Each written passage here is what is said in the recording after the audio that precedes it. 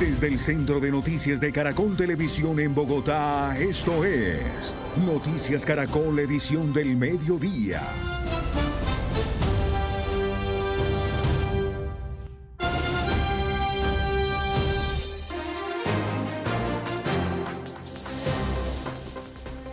Doce del día, 32 minutos.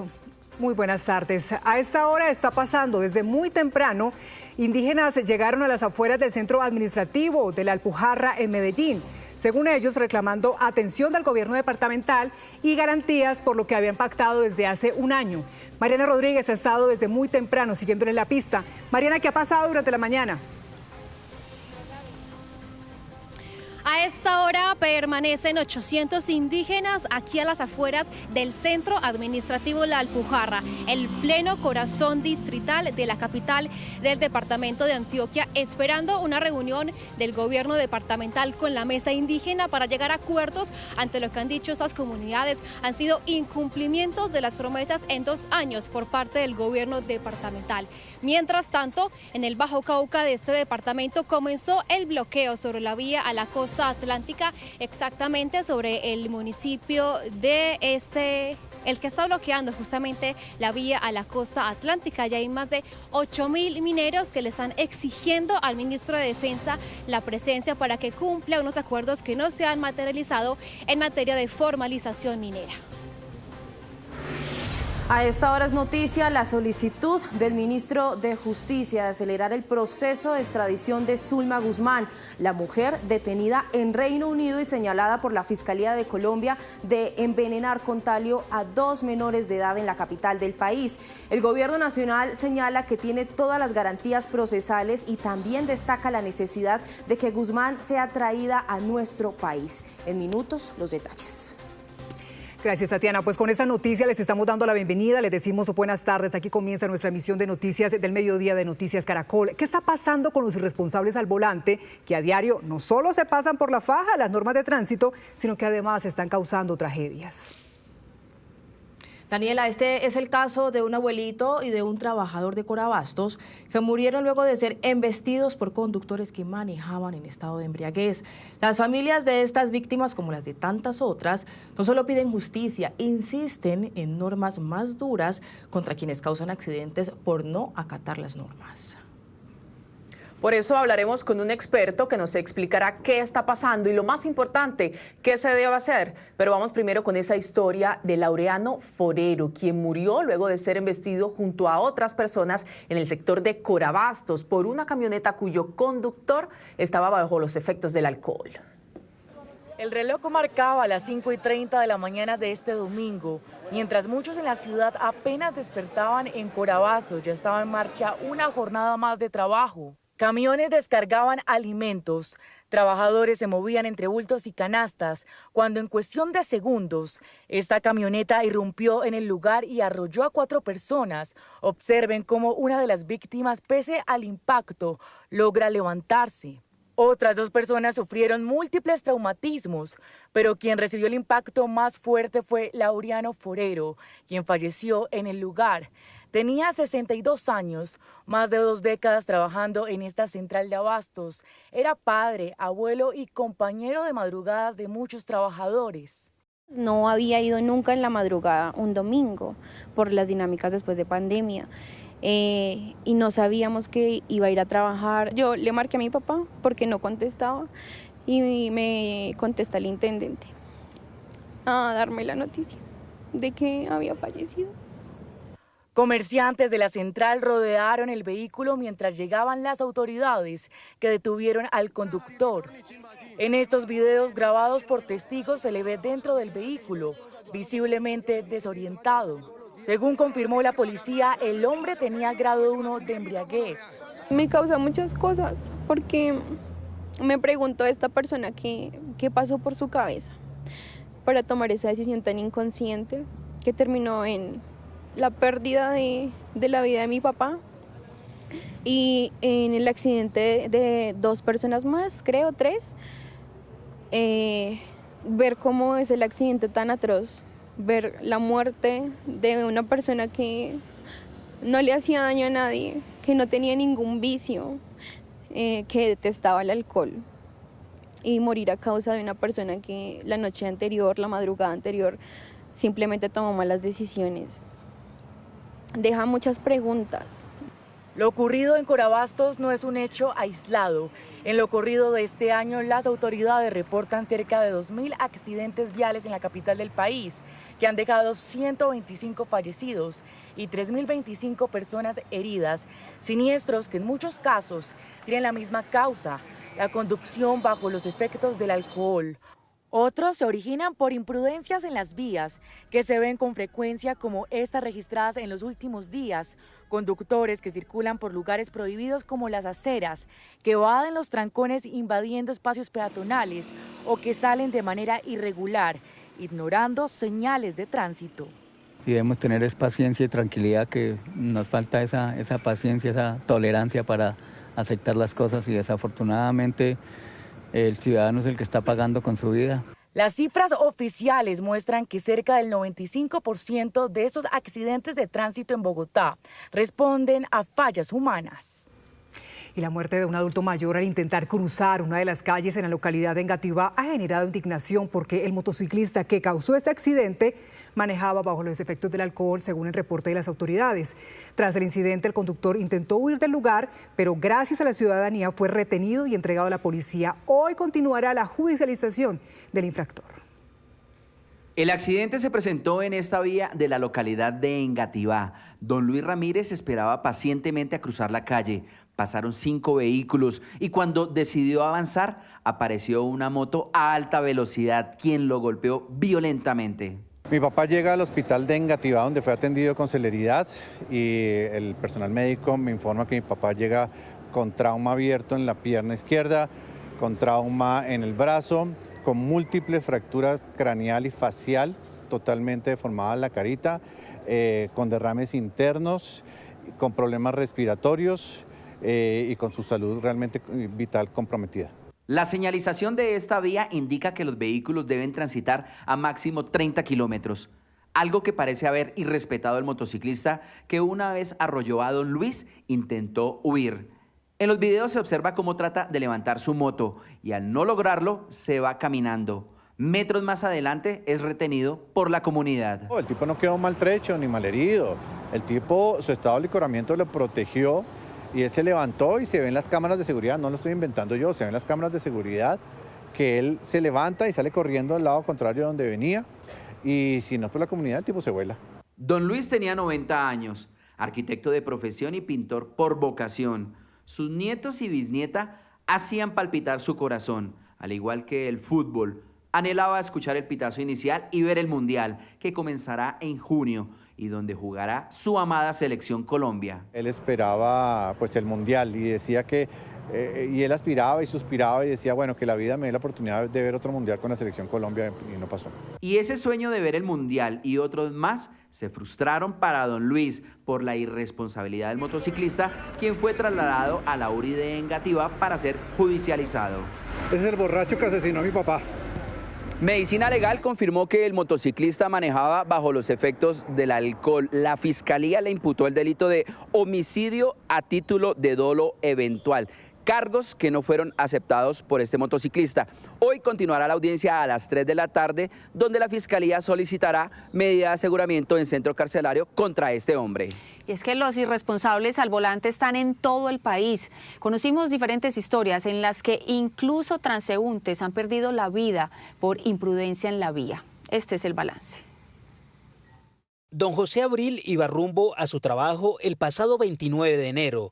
Este agricultor, como era costumbre, tomó su bicicleta para movilizarse y en medio de su recorrido, una camioneta conducida por una mujer lo arrolló. Él transitaba por la berma, por la derecha de su vía, en el sentido Bogotá-Tunja. En el sector de Tierra Negra es colisionado por esta camioneta por alcance, la cual, pues faltando al deber objetivo de cuidado, atropella a don José Abril, causándole unas lesiones de consideración. Este campesino está cumpliendo una incapacidad de 100 días. El vehículo implicado pertenecería a la Fuerza Aeroespacial. Pues por parte de la entidad no hemos obtenido contacto por algún representante legal que nos haya contactado, nos haya manifestado su interés en realizar un acompañamiento a la víctima. La Policía Nacional procede a hacer la verificación de los documentos del vehículo y conductor, los cuales se encuentran vigentes. Los vehículos fueron inmovilizados y dejados a disposición de Fiscalía para su respectiva investigación. Este agricultor se encuentra en cama mientras avanza su recuperación, que no ha sido fácil por el tipo de lesiones que recibió en este accidente de tránsito. En este punto de la carrera 23 con calle Cuarta, en el occidente de Armenia, el joven publicista Johan Sebastián Guisa, de 26 años, fue atropellado por una moto. Él transitaba con su silla de ruedas por la calle y al intentar rebasar una camioneta mal parqueada, ocurrió el siniestro. Se presenta un choque entre un motociclista y una persona con limitaciones físicas que se movilizaba en una silla de ruedas. Las dos personas fueron trasladadas a centro asistencial, pero desafortunadamente la persona que se movilizaba en la silla de ruedas pierde la vida. Johan era un sobreviviente del Guillain-Barré, había superado la expectativa de vida para su condición. Los médicos decían que a los 20 años Sebastián se iba a ir, pero ya tenía 26 y no lo había hecho. Tal vez motivado por el amor de sus padres. El caso está en manos de la Fiscalía para aclarar lo sucedido.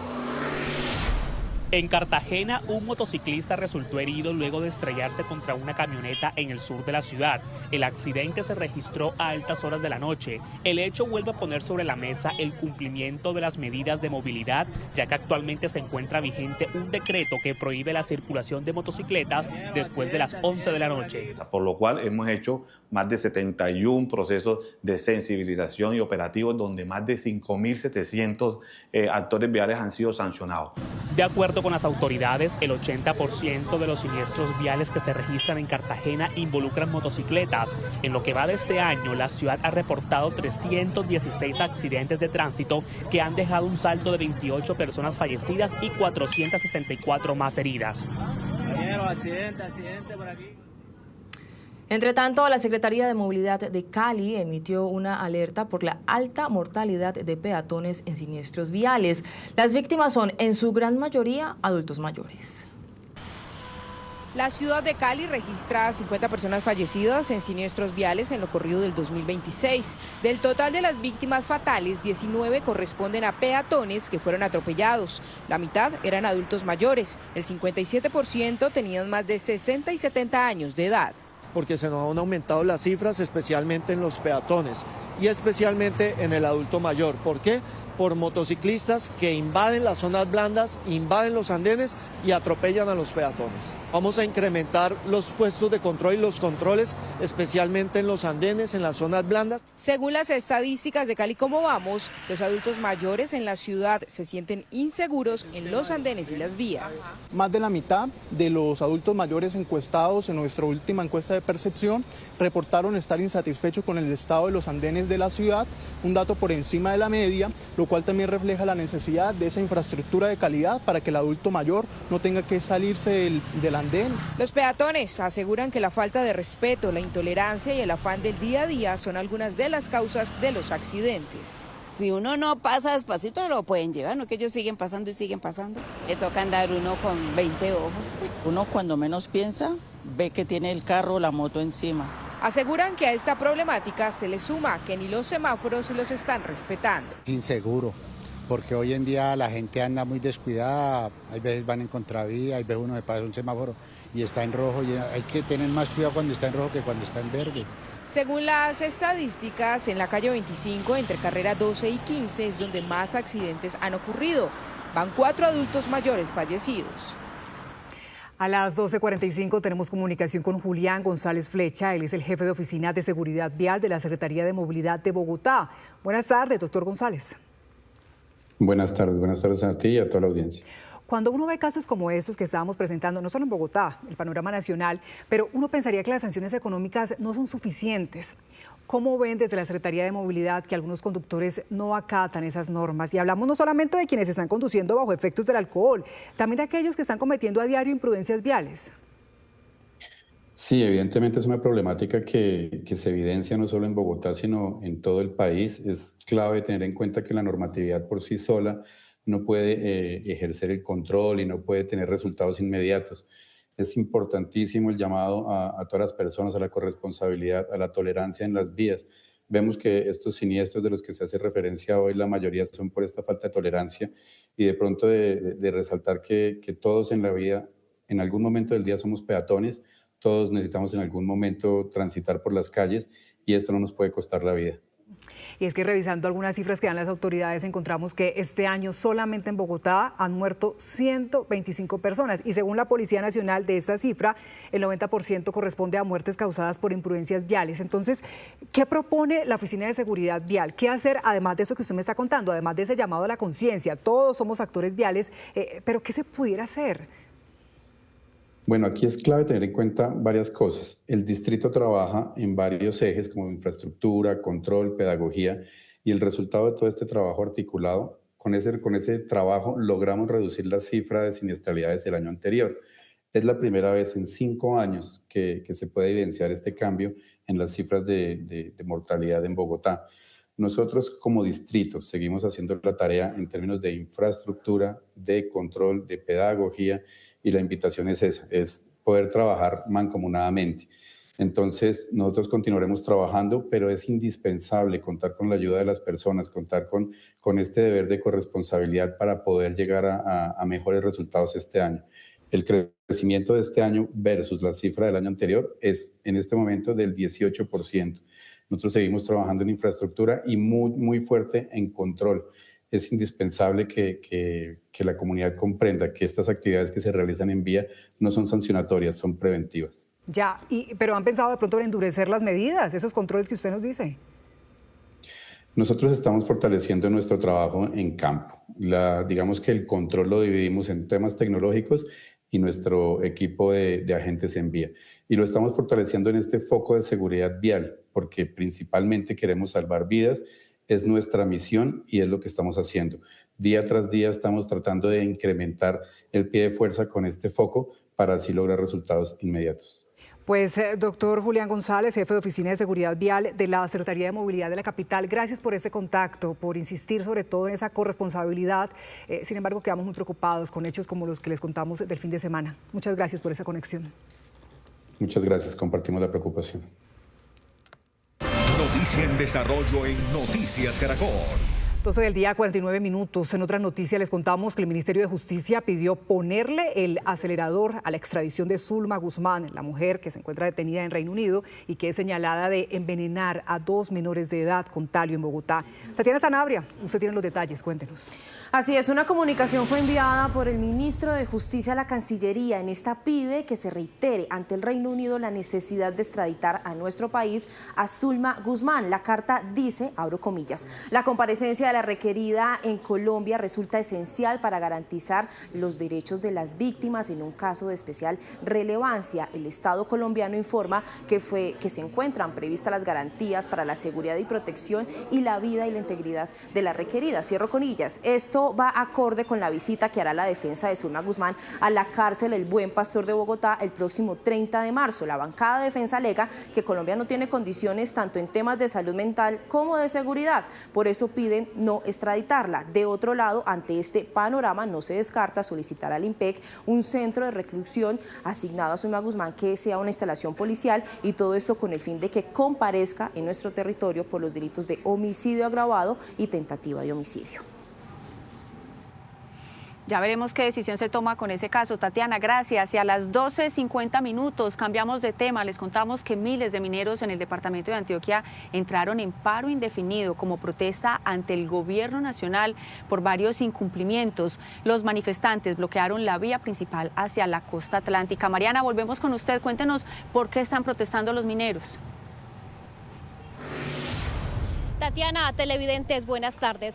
Este gremio en Antioquia dice que está muy inconforme por lo que ha sido para ellos el incumplimiento y las falsas promesas del gobierno nacional, específicamente con lo que tiene que ver con la mejora de sus condiciones laborales, así como la formalización minera. Y digamos que este paro se desata a raíz de una asamblea en la que la Mesa Minera del Bajo Cauca había declarado a principios de este mes con fines de buscar un diálogo con el ministro de Defensa, diálogo que nunca se dio y un espacio en los que los dejó esperando justamente en esa mesa. Por eso, a partir de hoy, este gremio en Antioquia, con más de 8.000 mineros, decidió entrar en paro indefinido. Desde esta madrugada, más de 8.000 mineros entraron en paro indefinido en el departamento de Antioquia. Dicen que están protestando por el incumplimiento del gobierno nacional con varios compromisos para mejorar sus condiciones laborales, así como impulsar el proceso de formalización. Estamos marchando por nuestro derecho al trabajo, porque por parte de la fuerza pública del Ministerio de Defensa nos están destruyendo nuestra maquinaria amarilla, que es nuestro sustento de trabajo. Y también al incumplimiento de los acuerdos que tenemos pactados con el gobierno nacional el pasado 25 de octubre del 2024. El tiempo que dure esta protesta pacífica depende directamente del gobierno nacional. Estamos a la espera de que envíen una delegación con poder de decisión.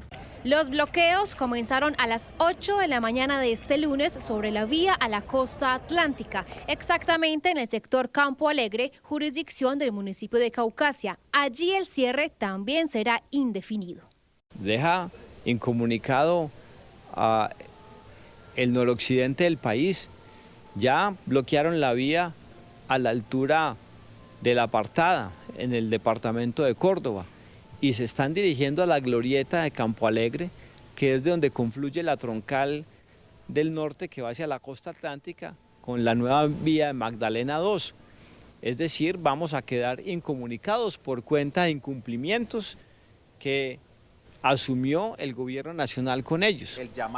Los mineros de Antioquia exigen la presencia del ministro de Defensa para instalar una mesa de negociación de carácter urgente para presentar su pliego de peticiones y exigir el cumplimiento de lo que, según el gremio, está destruyendo su capacidad productiva. Y otra protesta que se gesta en el departamento de Antioquia es esta, la de la comunidad indígena. Más de 800 indígenas que se concentran a los alrededores del centro administrativo de la Alpujarra, el corazón distrital de la ciudad de Medellín, exigiéndole al gobierno departamental que cumpla con lo que no se les ha cumplido en los últimos 2 años en materia sobre todo de educación. Al respecto, pues no se han pronunciado públicamente los indígenas, lo hicieron a través de un comunicado, pero el gobernador de Antioquia les respondió diciendo que se trataba simplemente de un ataque político contra el departamento y que no estaban dispuestos a ceder porque Antioquia sí le ha cumplido a esta comunidad. Lo que vemos es lo que hay, instrumentalización de niños en brazos, personas que no son de Antioquia viniendo a protestar sin saber por qué saben en qué está encausada la protesta. Pero yo les cuento, la única razón es el nombramiento, como cualquier politiquero, de 20 docentes, que no se les puede además sacar porque tienen ganado un derecho legítimo al trabajo, y a quienes estas autoridades indígenas les impiden impartir la educación a los niños, no los dejan estudiar, no los dejan acceder al programa de alimentación escolar. A las 12 de la tarde, 54 minutos, también hay que hablar de lo que ha pasado con las 2 menores de edad de 14 y 15 años que fueron secuestradas por el cuarto frente de las disidencias de las FARC en el Bajo Cauca del departamento de Antioquia desde el pasado jueves 12 de marzo. Aún no hay pronunciamiento ni respuesta ni del Instituto de Bienestar Familiar ni tampoco del gobierno nacional. El gobernador de Antioquia fue enfático en hacer un llamado a que las liberen o que por lo menos el gobierno nacional permita intervenir por la vida de estas 2 menores. Mariana, gracias por la información. Y en el Caribe, los mineros del sur de Córdoba también se unieron a esta jornada de protestas en rechazo a los operativos de la fuerza pública en la zona. Johan Díaz, ¿dónde se están realizando los bloqueos? Hola Lucía, los bloqueos se realizan en la vía que va desde el municipio de Puerto Libertador hasta el municipio de Montelíbano en el sur de Córdoba. Son cerca de más de 500 mineros que permanecen apostados en ese punto, bloqueando el paso entre un y otro municipio en esa vía departamental. Y ellos se suman a esa mesa minera del Bajo Cauca, Valdivia y el sur de Córdoba con peticiones concretas al gobierno nacional. Piden primero la eliminación del decreto 1035 del 2024, que le da facultades a la fuerza pública para destruir la maquinaria y quemarla que se utiliza en labores de minería en esta zona. Segundo, están reclamando al gobierno nacional qué ha pasado con la creación del distrito minero para esta subregión, pero también están pidiendo que se agilice la formalización de los mineros que realizan esta actividad. El paro será indefinido también en el sur de Córdoba, por eso van a permanecer en protestas y bloqueando hasta tanto el gobierno nacional no envíe una comisión que permita escuchar a los mineros y que se levante esta protesta. Los bloqueos en el sur de Córdoba permanecen, como ya lo decía, entre Puerto Libertador y el municipio de Montelíbano. Johan, gracias. Por otra parte, 2 policías fueron asesinados cerca a Girardot, Cundinamarca, durante un proceso de requisa. El hecho ocurrió hacia la medianoche, lo que desató un operativo de búsqueda que terminó con la captura de 4 personas. Lo que se desarrollaba con normalidad como un procedimiento rutinario en un control de la Policía de Carreteras en la vía Girardot-Nariño, de un momento a otro se tornó en agresión por parte de los ocupantes de este vehículo, que tras forcejear con la subintendente Diana Carolina García Rubio y posteriormente dispararle a ella y a su compañero, el patrullero Jason Alberto Daza Rosso, los 2 fallecieron. Durante el procedimiento se habría presentado un intercambio de disparos en el que lamentablemente 2 de nuestros policías fueron impactados por arma de fuego. De manera inmediata y de acuerdo a las instrucciones de nuestro señor director general de la policía, el comandante de la Policía de Cundinamarca y el director de Tránsito y Transporte nos pusimos al frente del operativo, desplegando más de 400 hombres y con apoyo helicoportado de la Fuerza Aeroespacial se activó el plan Candado, logrando la captura de 3 personas presuntamente implicadas en el hecho. La subintendente Diana Carolina García Rubio, mamá de 2 niñas, y el patrullero Jason Alberto Daza Rosso, también padre de familia, fueron sorprendidos por la violencia de los agresores. De acuerdo con información preliminar, el automotor provendría del departamento del Tolima con destino al departamento de Antioquia. La policía desplegó un plan Candado que permitió la captura de 3 personas mayores y el restablecimiento de derechos a un menor de edad señalados del ataque. El vehículo utilizado por los agresores fue hallado en una vereda cercana al lugar. Y vean esto, mientras la policía hace su trabajo, los delincuentes parecen burlarse de la justicia. Ocurrió hoy en una rueda de prensa de la policía y el alcalde de Bogotá, Carlos Fernando Galán, en la que mostraron a los presuntos integrantes de una banda de microtráfico que terminaron haciendo muecas ante las cámaras. César Chaparro, ¿qué dicen las autoridades?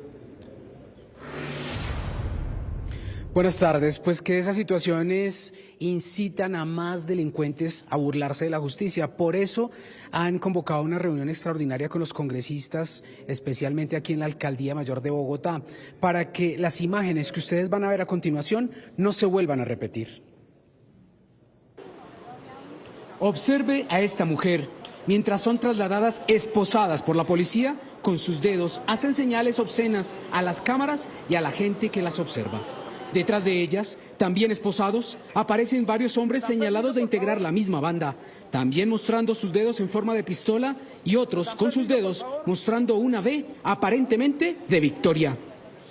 Señas y gestos que permanentemente hacían mientras las autoridades organizaban todo para iniciar la rueda de prensa en la Policía Metropolitana de Bogotá.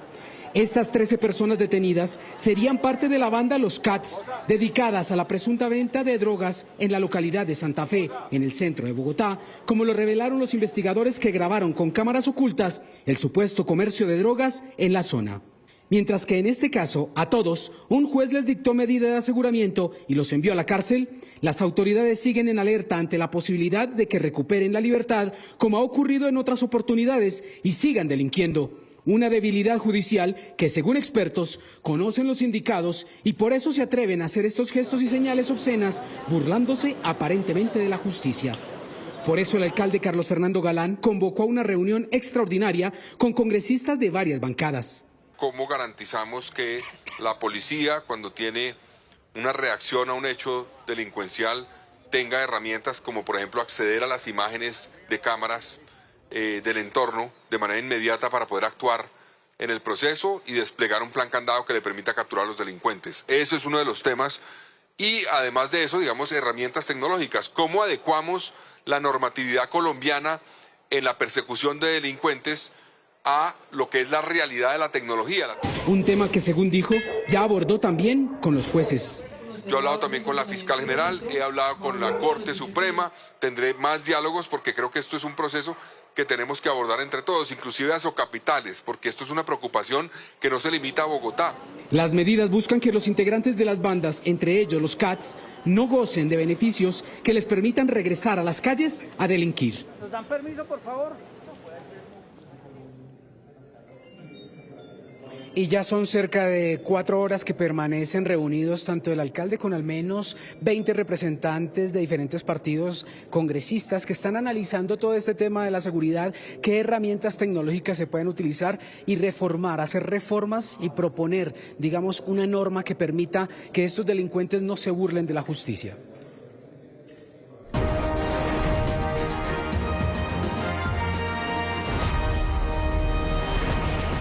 Tarde, 2 minutos, activamos el radar de la política con varios anuncios que hace a esta hora el candidato a la presidencia de la República, Sergio Fajardo. Nos enlazamos con Alejandro Cortés para que nos cuente cuáles son esos anuncios. Alejandro, muy buenas tardes. Alejandra, buenas tardes. Pues son 3 los anuncios principalmente. Estamos hablando que ya se empiezan a conocer quiénes serían las personas que integrarían su gabinete presidencial.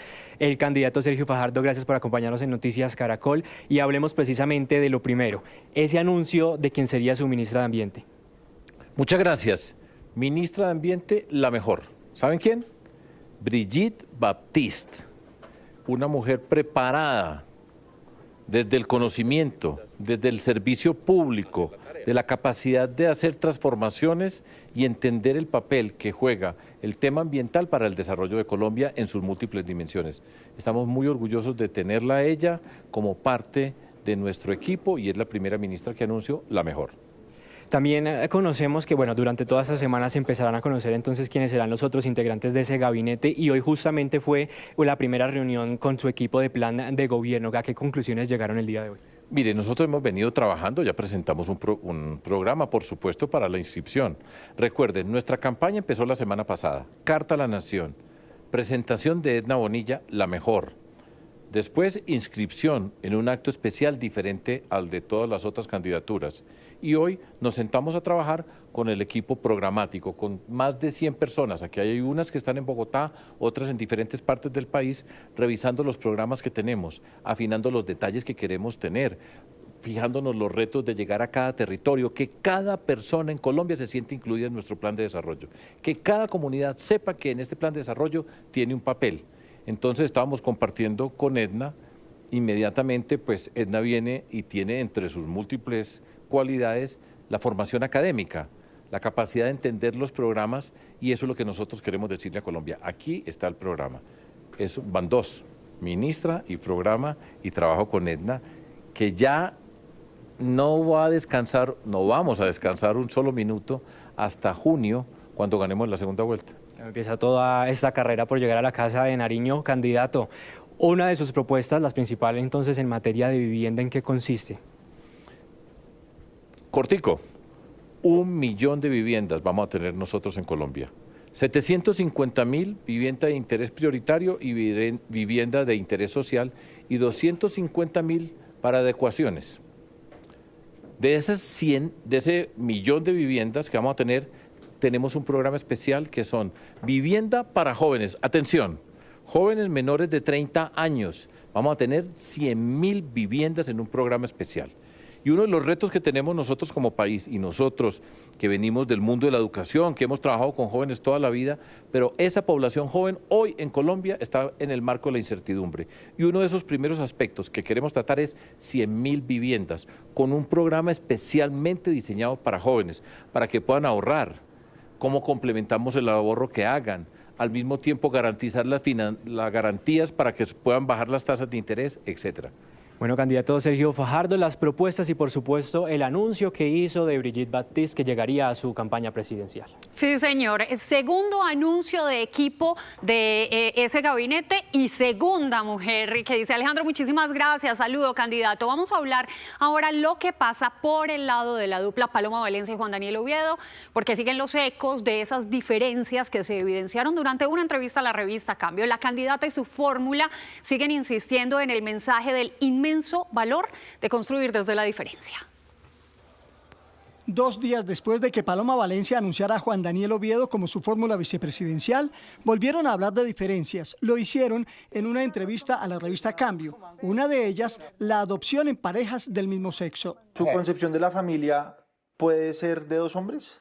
Sí, puede ser de 2 hombres. Claro que sí, nosotros reconocemos eso. ¿Y esos 2 hombres, usted está de acuerdo con que adopten niños? Yo no estoy de acuerdo con la adopción gay. ¿No está de acuerdo? No. O sea, ¿usted no estaría de acuerdo con que Juan Daniel adopte un niño? Me cuesta, yo lo digo claramente, no estoy de acuerdo porque yo creo que ahí prevalece el niño. Estoy en oposición a eso. Yo creo que sí existe la posibilidad, ¿sí? Y hoy en Colombia está habilitado, ¿sí? Tengo amigos cercanos. ¿Usted ha querido adoptar?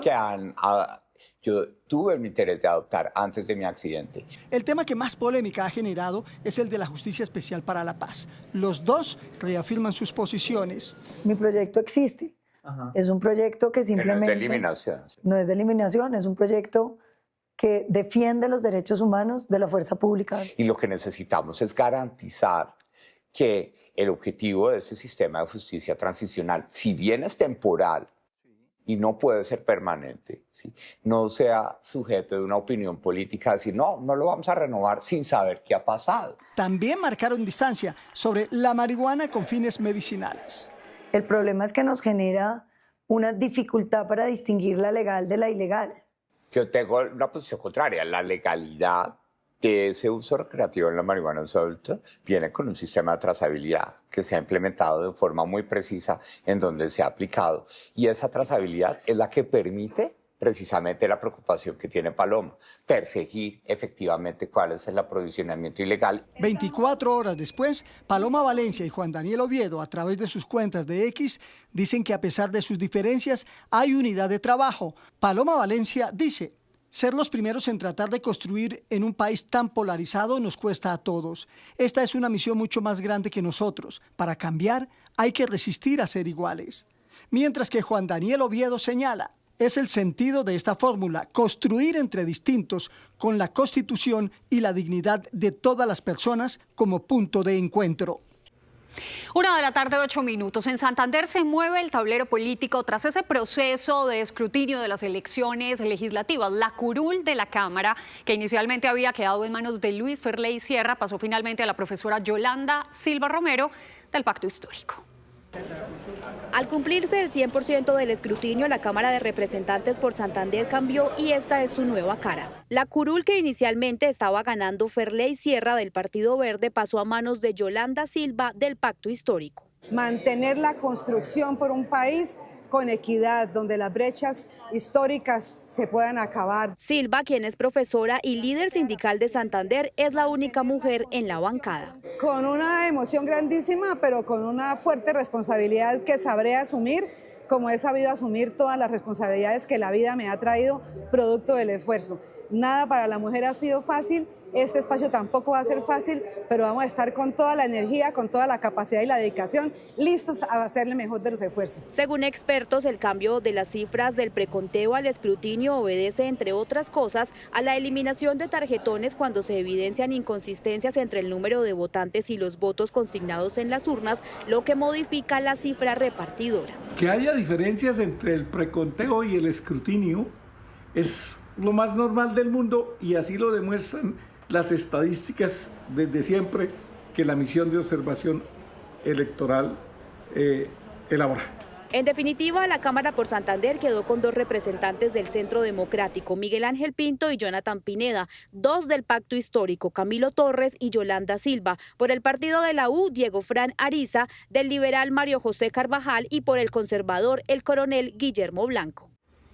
Y sigamos hablando de cómo avanzan esos escrutinios, porque el Consejo Nacional Electoral confirmó que terminó el escrutinio en más de 15 departamentos del país.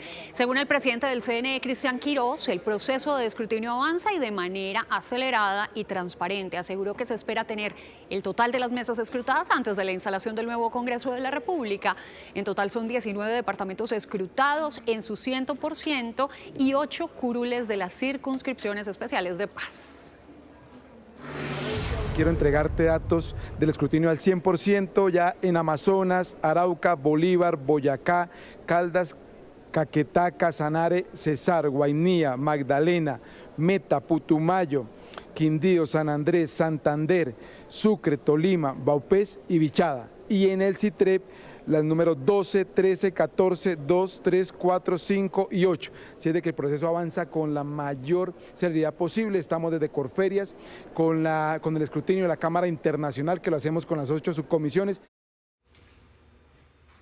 1:11 p.m. Hasta ahora seguimos hablando de las movidas que se dan al interior de las campañas políticas. Abordamos la de Iván Cepeda, quien tendrá hoy una reunión clave con la bancada electa del Pacto Histórico. ¿No es así, María Camila Roa? ¿Cuáles son esos principales puntos que se van a abordar en este encuentro? Buenas tardes.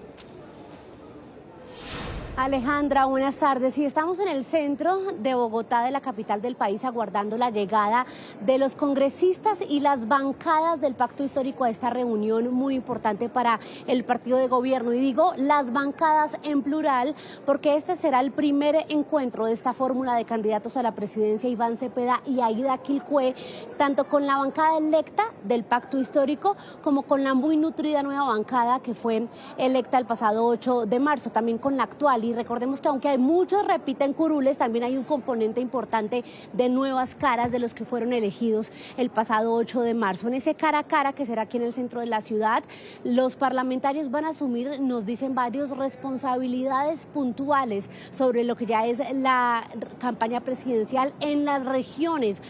Viajaron hasta la capital del país todos los congresistas electos y actuales para fijar esas responsabilidades, porque recordemos que el Pacto Histórico tiene esa meta de ganar en la primera vuelta. Conversarán entonces con Aida Quilpué, después del anuncio es la primera reunión con ella, y también hablarán de los sectores a los que se pueden acercar. Hemos conocido que ha habido, luego de que Juan Fernando Cristo se bajara, desistiera de su aspiración presidencial, ha habido conversaciones con ese sector, pero incluso también con otros candidatos a la presidencia. Entonces hoy fijarán estrategias y también atención a esto, a propósito de la polémica alrededor de las declaraciones del candidato sobre Antioquia. Este miércoles hay evento del Pacto Histórico en Medellín, entonces todos se están planeando y lo van a poner sobre la mesa también, acompañarlo como bancada allí a la capital antioqueña. Esta reunión se espera inicia más o menos en 45 minutos y aquí estaremos muy atentos acompañando al Pacto Histórico y viendo los resultados de esta reunión con Iván Cepeda y Aida Quilpué.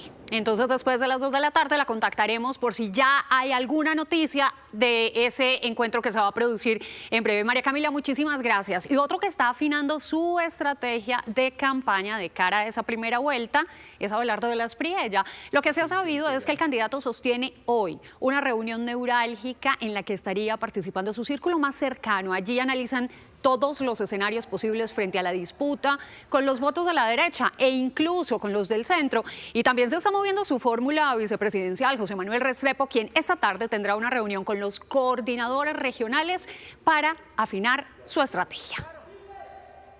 1:15 p.m. En menos de una semana, 2 incidentes aéreos volvieron a encender las alertas en el Aeropuerto Internacional El Dorado.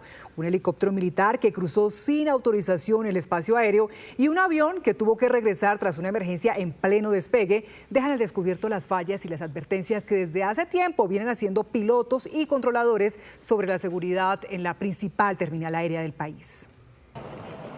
¿Qué está pasando en El Dorado? Los recientes hechos dejan en evidencia las fallas reiteradas en el aeropuerto más importante de Sudamérica, cuando un helicóptero Mi-17 del Ejército Nacional cruzó sin autorización el espacio aéreo y que hoy dejan un preocupante panorama. No entiendo qué está haciendo, nuevamente está cruzando la trayectoria de la pista derecha. ¿Me confirma si le es posible aterrizar hacia la cancha de fútbol porque no entiendo qué está haciendo.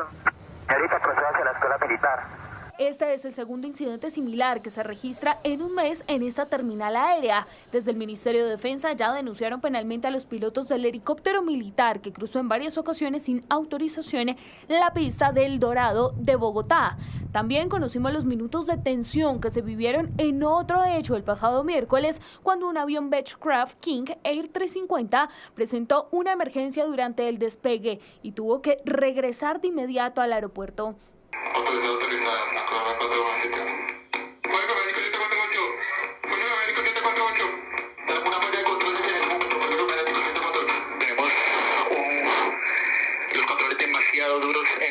La Asociación de Pilotos advierte que falta infraestructura tecnológica, lo que podría estar generando mayores riesgos.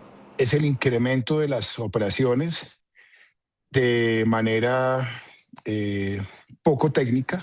A esto se suman problemas en la torre de control con obstrucciones de visibilidad hacia una de las pistas. Además, el no funcionamiento del radar de superficie que permite observar lo que se mueve en el aeropuerto. Ya es hora de tomar medidas.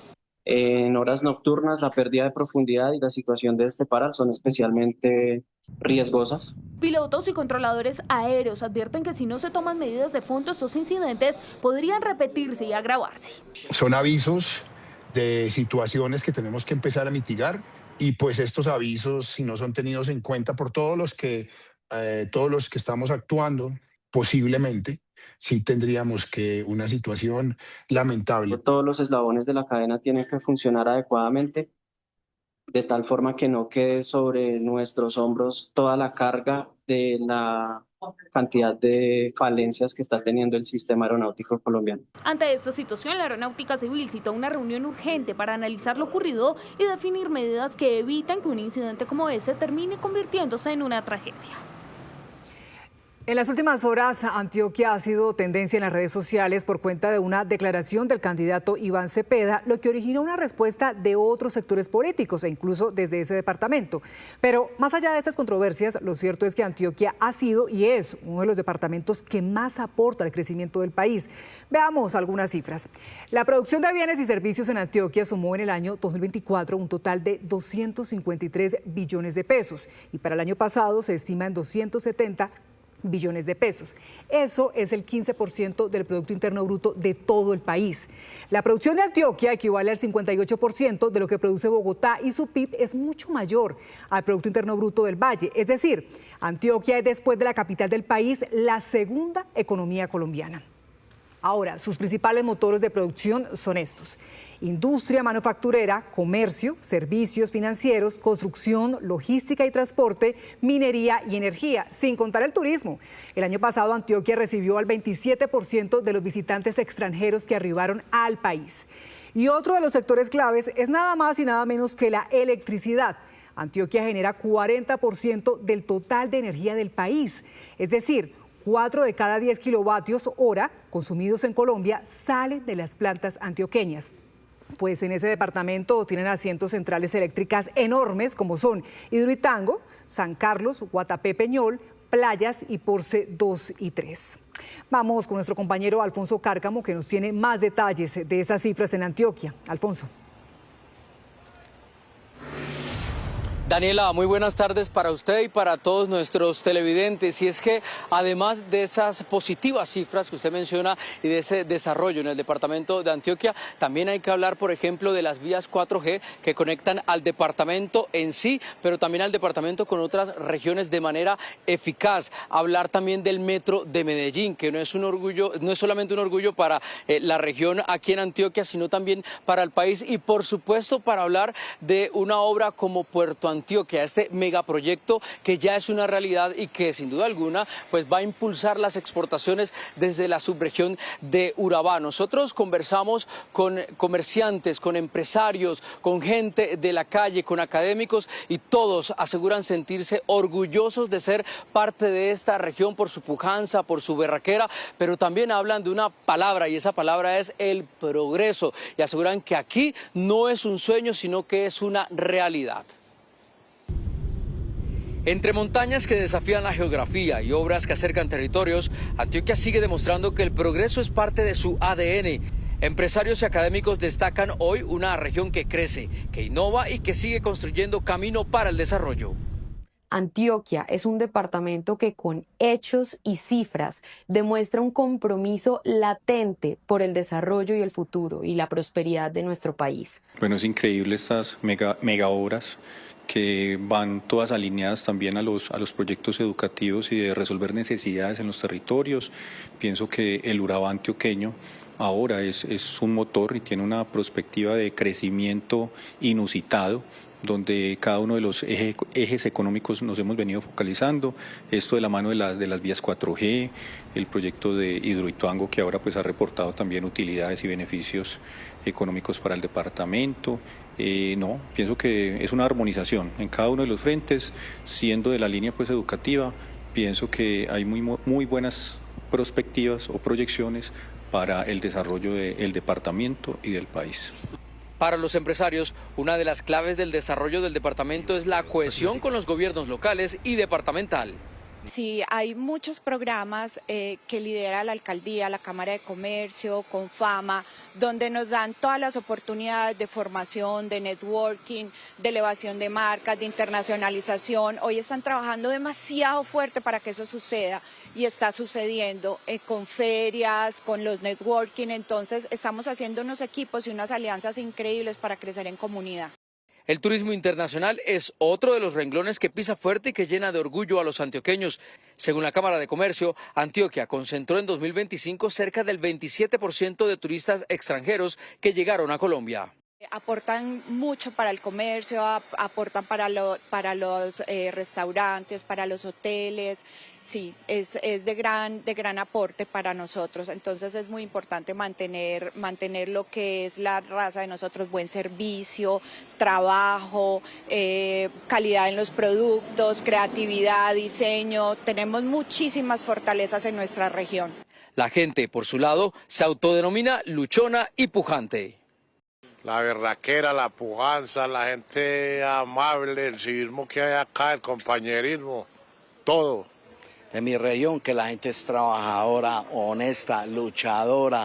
Con todo esto, Antioquia sigue demostrando que el desarrollo no es una promesa, sino una realidad que avanza paso a paso, una región que mira al futuro sin dejar de honrar su historia. 1:23 de la tarde. Lo que dice la Cámara de Comercio es que el año pasado Antioquia contó con más de 2.000 empresas exportadoras y exportaron a 160 países, lo que también aseguran que esto se ha fortalecido todo el tema de la exportación internacional desde este departamento.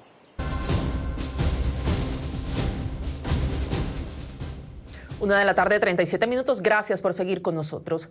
En Bogotá avanzan las investigaciones para esclarecer el asesinato de 2 adultos mayores en la localidad de Suba. Las víctimas fueron encontradas sin vida al interior de su vivienda y con heridas de arma blanca, un crimen que ha generado consternación. Mayra Tenorio, ¿en qué están enfocadas las investigaciones de este caso? Muy buenas tardes. Son varias las pistas e interrogantes que hay sobre lo que pasó con esta vivienda en esta calle del barrio Aures. Hay que decir que esta pareja fue encontrada, como usted lo mencionaba, en su vivienda con varias heridas por arma blanca. En este momento la investigación se centra en conocer estas cámaras, los rastros, movimientos de las personas que pasaron por acá. Hay que decir que este hecho ocurre el viernes al mediodía. También hay muy cerca un CAI, los vecinos relatan que no se dieron cuenta, y cuando los policías llegan a esta casa ya era tarde y se encontraron con esta escena, con este crimen. Hay que decir que ya quedó descartado, según información oficial, que haya sido un robo. Y es que aunque estas habitaciones estaban desordenadas, los elementos estaban allí intactos. Recordemos, en esta vivienda, ¿quiénes vivían? Un ex yerno, una nieta y estos adultos mayores. Aunque el yerno no tenía nada que ver con esta familia, tenía una habitación allí arrendada. Hay que decir que el comandante de la policía de Bogotá habló sobre este hecho. ¿Cuál puede ser esa principal hipótesis? Hablamos de un crimen por razones personales. Heridas por arma cortopulsante, se puede llegar a determinar que no hubo hurto, todas sus pertenencias se encontraran en la casa. Esto quiere decir que puede ser algún tema pasional. La investigación la tiene el CTI y el CTI de la Fiscalía es la que lleva hoy la investigación. Se hablan de varios datos claves.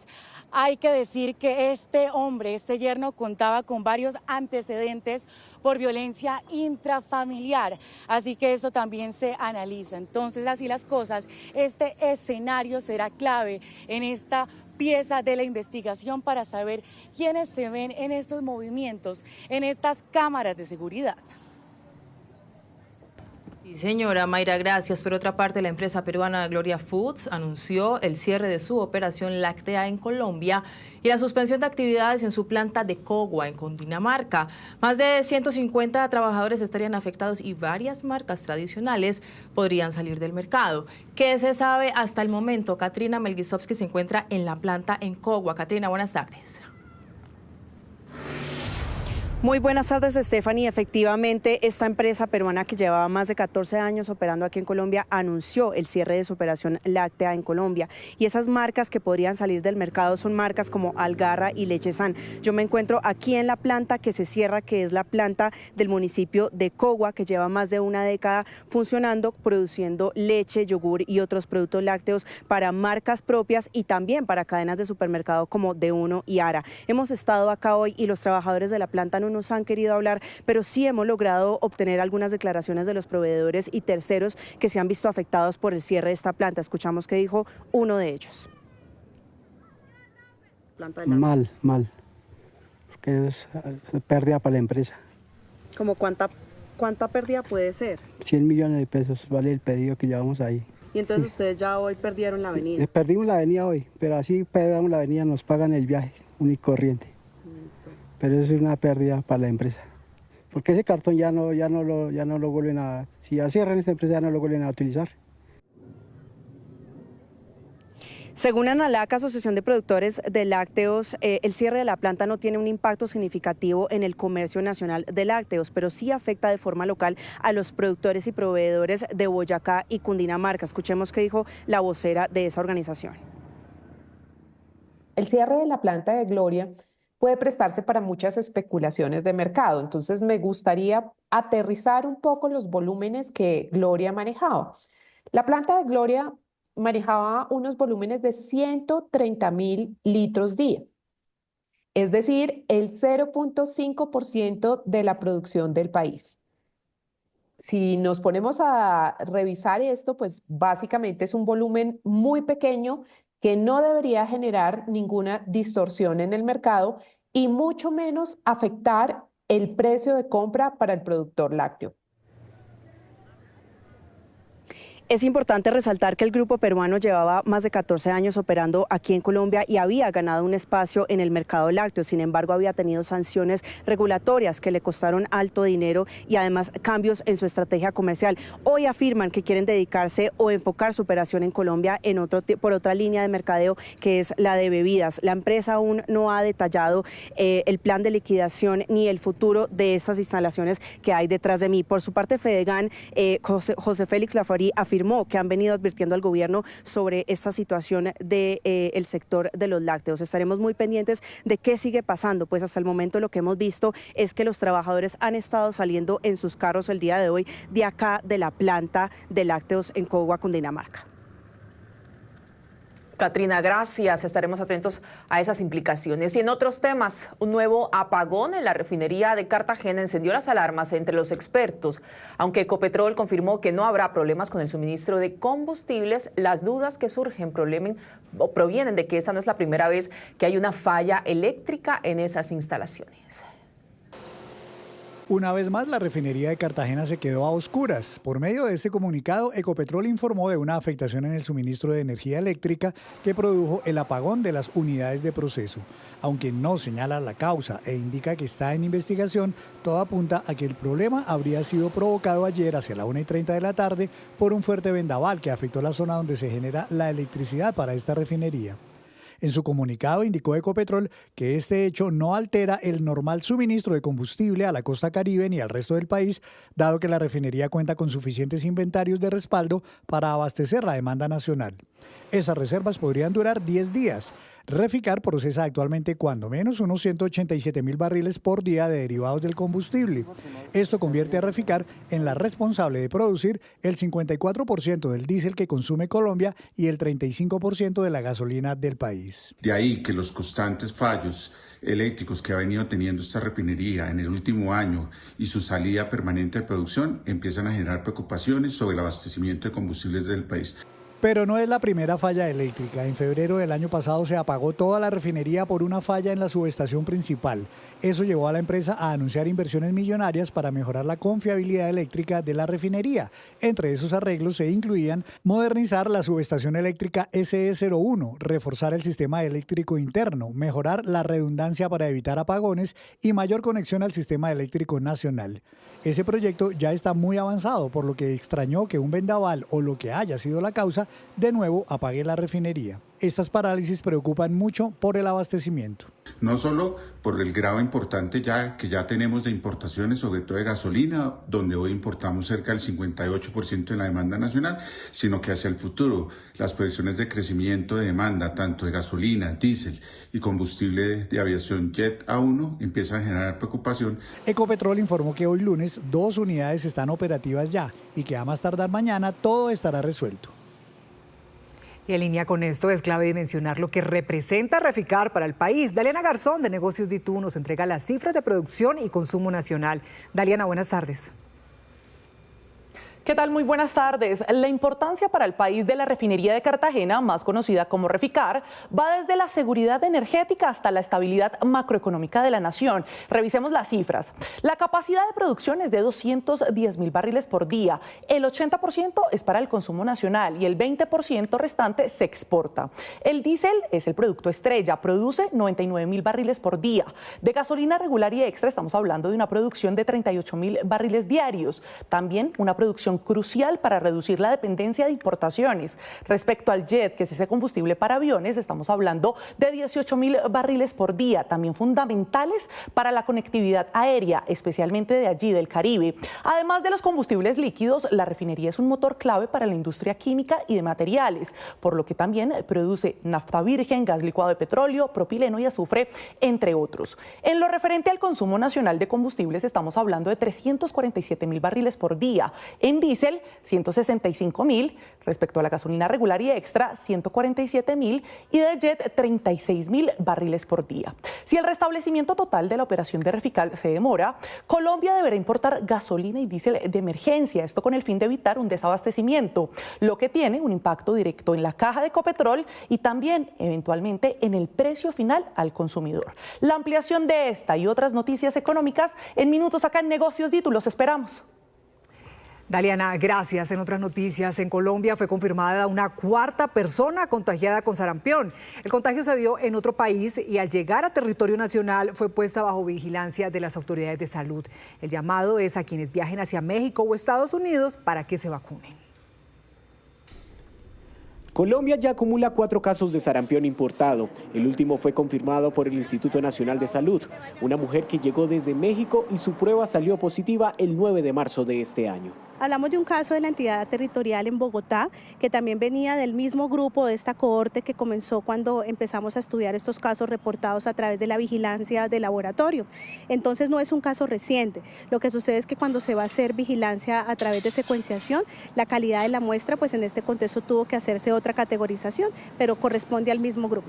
Esta paciente se suma a 2 hombres en Bogotá y 1 más en Santander con la enfermedad viral, quienes se encuentran bajo vigilancia.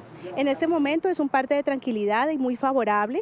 Por fortuna han sido estos casos muy bien seguidos de una manera rigurosa y no han tenido complicación, hospitalizaciones y tampoco defunciones. Todas son personas que se contagiaron en otros países como México y llegaron a Colombia. Al ingresar al país, cada uno y quienes estuvieron en contacto con ellos están bajo vigilancia.